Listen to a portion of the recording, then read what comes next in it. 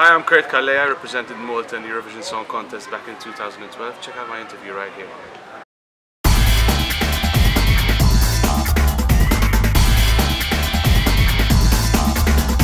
Okay, Kurt, nice to see you again.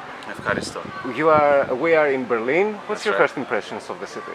Well, we didn't have so much time to get to wander about so far. We arrived at midday yesterday.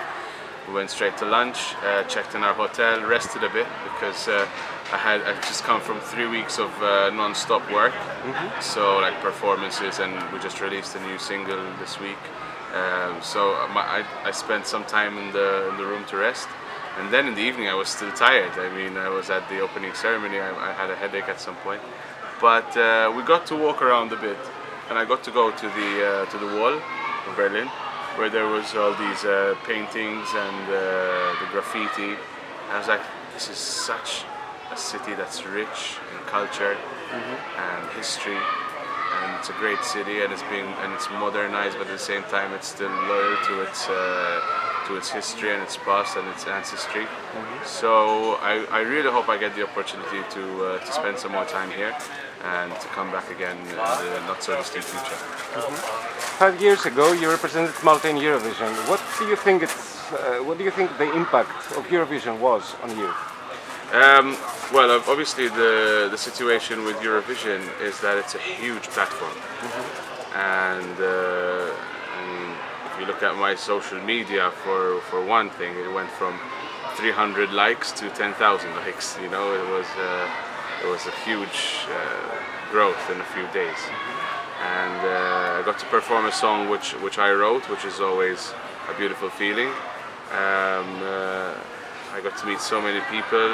I got to travel so much to perform and to meet different people. Got to touch people's lives. Got to be asked to host certain events with a good cause. For example, I was the ambassador for Dr. Clown in Malta, which is basically an organization that sends clowns to the cancer ward, the children's wards in hospitals, to make them laugh, to make them happy. I'm a face for Dog Sanctuary in Malta. Love dogs, love animals so much. I got to have a concert, which was a year after my Eurovision entry, called Love on Mars.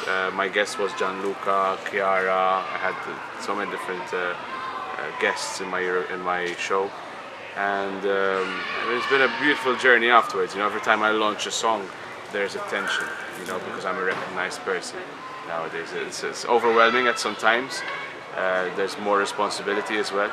For example, I can't just get drunk. You know, it's not good to get drunk, but you know, we've all done it a couple of times. Because there are people who are watching you all the time, always ready to see you do something wrong, maybe, or I don't know. But at the same time, it's easier to transmit a message, both good and bad. So anything we say has a larger responsibility. Yeah. What would you change back in 2012? In your performance, in the entire project of your participation? I'm very happy with my performance. I think it was a performance that, you know, was fun, was energetic, was well choreographed, and so on and so forth. I would have done a different music video because I think the video didn't really capture the message of the song. I would have been,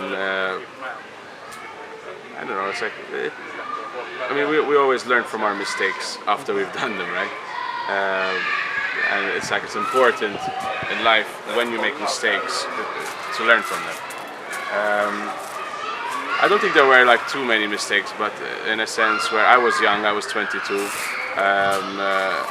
You know, I come from a family that's non-musical, so I didn't have a lot of guidance in that respect from my family. You know, music is a dirty business. You know, it's a beautiful business, but it's a dirty business as well. You know, there's people constantly wanting to ride on your success, make a lot of money out of it, and then just leave you be. But on the other hand, it's an opportunity to travel and perform and meet so many people. So, you know, you do music mainly because it's right in your heart, and you want to send a message, you want to touch people's lives, you want to meet people. You know, it's a balance of different things. And how did this whole music journey begin?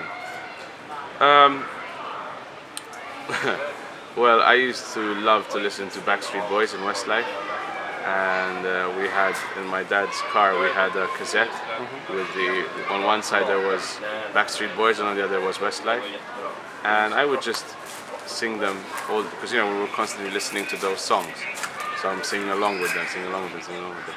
And there was once a friend of my mum who said he has a really nice voice, and like I heard that and it just remained in my head. I heard my mum's friend say that I have a good voice, and it just stayed there. And then the other day I was at Mass, again a kid, and I was singing the church hymns, and an old lady turns around and said, "You have a beautiful voice," and I'm like, you know, so then it just started developing like slowly. I'd say that I like to sing, I'd say that I want to sing, I want to make something of myself. I started taking singing lessons when I was 16. Bought a piano at 19, didn't know how to play it, just experimented and listened, and you know, it's just a learning curve all the time. I'm still learning a lot even now. I'm 28 now. Still lots to learn, still lots to experience. But yeah, that was mainly it. I was never a shy person. I've become a bit more reserved with age now. But when I was younger, I was not shy at all. And I remember if I would see a TV host having a drink somewhere, I just walk up and say, "Excuse me, sir, I was wondering if I could have a minute," you know. And it was something really. When I look back now, it's like I was really courageous when I did that, because like now I wouldn't have that level of courage to do it. Like now, I write more on what I've done. Like I do a proposal, I show a video. My management helps out a lot with that as well. But I was like, when I think back, I'm like I was 16, 17, and I woke up to a a famous Maltese person, and asked if I could get the opportunity to sing on their TV show or something like that. It's how I got my big break, because I was singing on this TV show, and things just started moving from there. Besides the talented singer that we all know, who is the real Kurt? What's your everyday life? Well, what you see is what you get. I'm the kind of person that when I'm speaking to you as a friend, if I'm speaking to you on an interview, it's how I am. I like to listen. I like to. I don't have a rush to speak. I like to listen to what people are saying and then make my opinion about that and give my answer back. I'm a passionate cook. What's your specialty? I'd say at this point I'm very good with making fresh pasta, and sauces. I like stir fries, and I'm also working on making healthy versions of favorite foods. For example, stuff like waffles, but healthy waffles. You know, like Maltese dishes, which Maltese people really like, but I do healthy versions of that because I love to eat so much that when I'm on a diet, it's difficult. So when I'm eating like food that I like to eat, but doing a healthier version of it, at least I'm still eating my noodles, or I'm still eating my waffles, but it's a healthy version. You use olive oil or butter? Neither. Coconut oil. Coconut oil. Nice. Okay. What's your? You have a new single. Can you tell us about it? Yes. So 2 years ago, my band and I were just performing as Kurt Calleja and band, and it was basically whenever I had an event, I would hire them, and we're great friends. We hang out, but it just stayed there.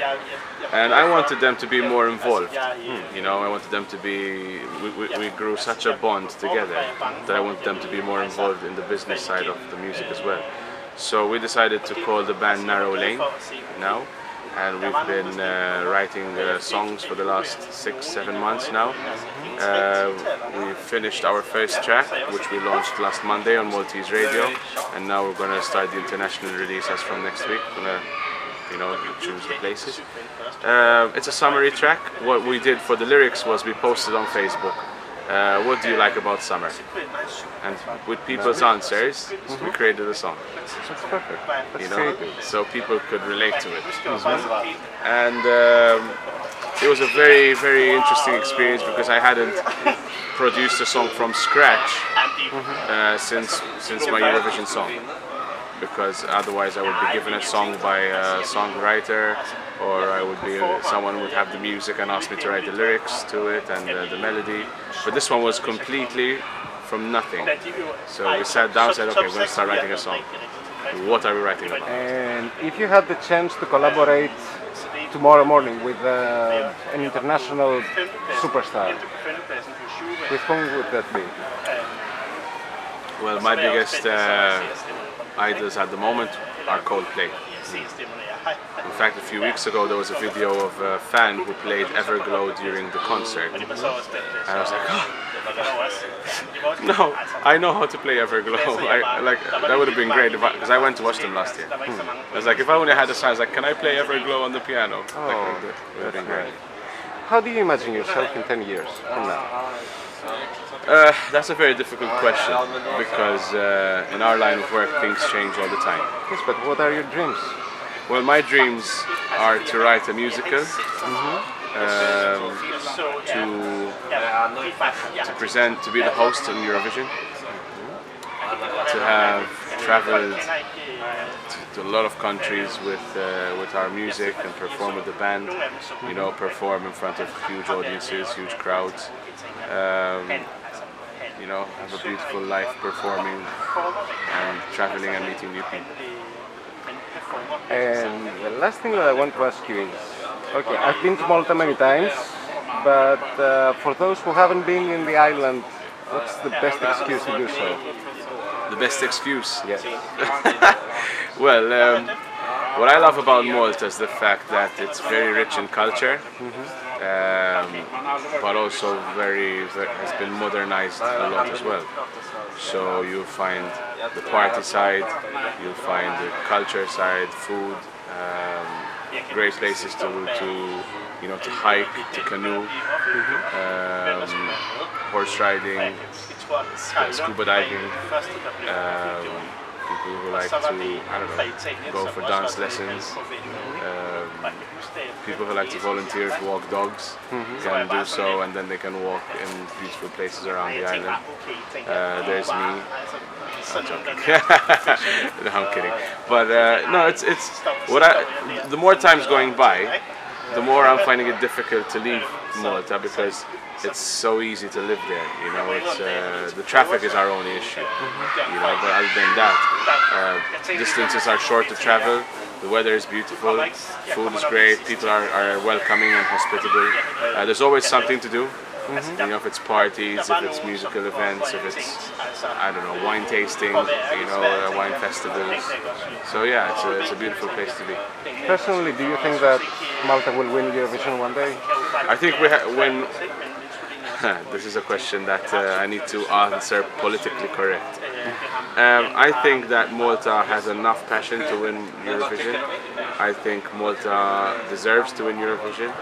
I think that we will win Eurovision, but when we decide to come together and put our resources together rather than find our differences.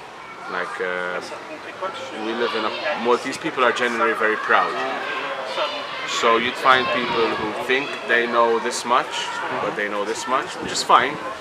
But it's good. Like I know my limit. I know that if I will always ask people for their opinion and like what would you do differently, and collaborate and speak. And, you know, it's the best part. The best thing about people is that we're different. You know, people look at being different as something bad, but it's actually the best thing when people are so different. Because the fact that we're so different means that I can ask you about this and you'll have a different perspective about it, you know? So once I listen to your perspective, I'm like, and then we can discuss more. Perfect. We will see you in Eurovision again? It's always on my, I'm tempted every year to do it. And I had actually twice in a row where I actually had a song and I was going to submit it, and then I was like, the first time Amber, it was in 2014, in 2015, when Amber won. I had a song, and then Amber, because Amber was my backing vocalist in 2012, she was like, Kurt, can you listen to my Eurovision song and tell me what you think? This was before and I told her, you have a winner there, for sure. And she said, you think so? I said, no, I mean, I haven't heard any of the other songs, but it's a song with a strong message. And then I was like, you know what, instead of competing against Amber, I thought I would be full-on support. I was supporting most of my friends who are performing, but obviously Amber was someone that I had a soft spot for because I worked with her in Eurovision. Do you think that the change to 100% public voting in the Maltese selection is better? Is working? It's difficult to say. I mean, if you work 100% televoting, people will say, you know, judges are better. If it's 100% judges, then they say, but the Maltese people. There's always, whatever you do in life, there's always going to be people who are in favor and against. Personally, I believe that 100% televoting is not the best way. And that's obviously just my opinion. It's easier for people who are popular to win rather than a newcomer, you know. And I'm not saying that with any particular references. I'm just saying people who are more popular will obviously get more popularity votes, or what's the word I'm looking for? Maybe more sentimentally attached. More yes. sympathy vote, you know. Yes. Whereas when you have a professional judge who's not emotionally involved with any of the singers, who just came as a judge, is going to give his professional view. You know, at the end of the day, people have an opinion. However, I do believe that at the end of the day, no matter what, people are going to vote for the song they believe is going to do best in Eurovision. So even if I liked someone else's song more than my friends, there's probably going to be the chance where I say, okay, I'll give a vote to my friend, but I will also give a vote to that song, which I believe is. Kurt, thank you so much for this interview. We hope to see you again, and why not in Eurovision? Why not? Fingers crossed.